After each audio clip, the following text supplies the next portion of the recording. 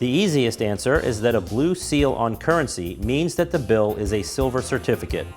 Back in the day, when miners dug up silver and it was minted into $1 coins, that was a preferred method of currency for civilians. But to carry around a lot of money meant carrying around a lot of coins, and that might get heavy. So banks came up with a form of what's known as representative currency. They issued silver certificates equal to the value of the number of silver dollars they had in reserve.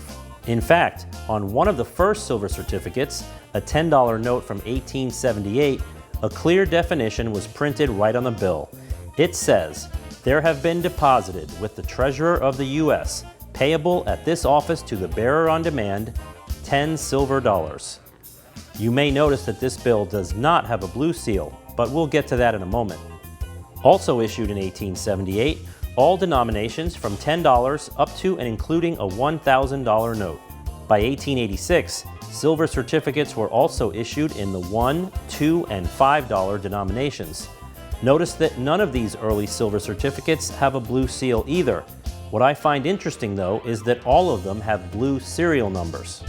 There's no definitive answer as to why these early silver certificates had red seals, but I did notice that all silver certificates from 1899 on, which by then were issued only in $1, $2, and $5 notes, except for a 1908 $10 issue, had blue seals.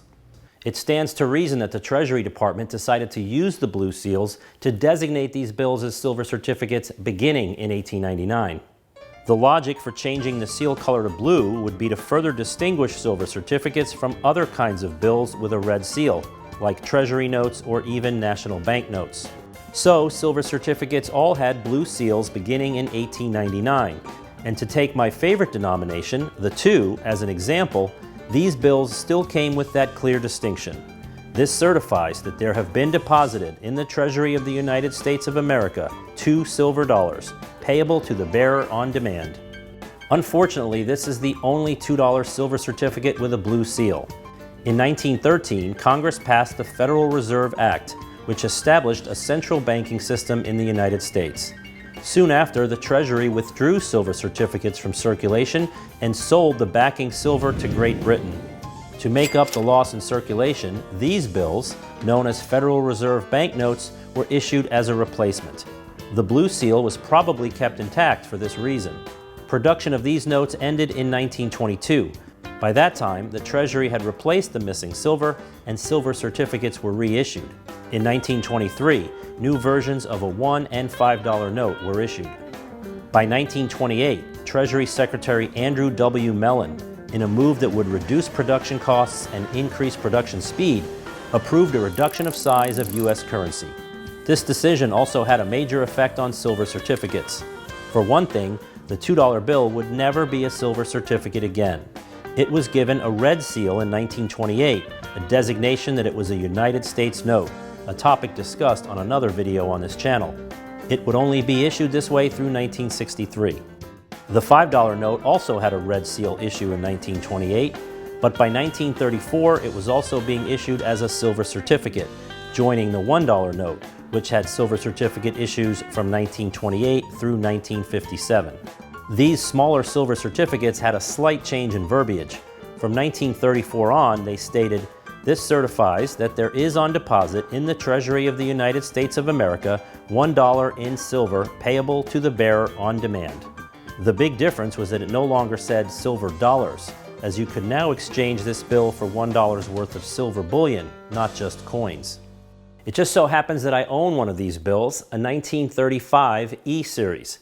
I received it as change at, of all places, a Taco Bell. You'll notice that the back of the bill looks exactly like the front of today's $1 bill.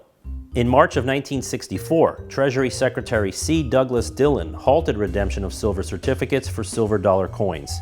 By 1968, you could no longer redeem any of these notes for silver of any kind. Eventually, all $1 and $5 bills became green seal Federal Reserve notes, as did the $2 bill with its reissue for the bicentennial in 1976. If you go to the bank with a blue seal note today, they'll consider it worth face value, the same as its green seal counterpart. Not all blue seal small size notes have added value, in part because so many were printed, But before you take yours to the bank, be sure to consult with an expert like a currency dealer to assess its real value. That's all for this video, but as a thank you for watching all the way to the end, here's a discount code which will get you 15% off your entire order for any of the merchandise featured directly below this video. Also, remember to subscribe to my channel for more great $2 bill content, or watch another cool $2 bill video which is appearing right next to me. Thanks again for watching.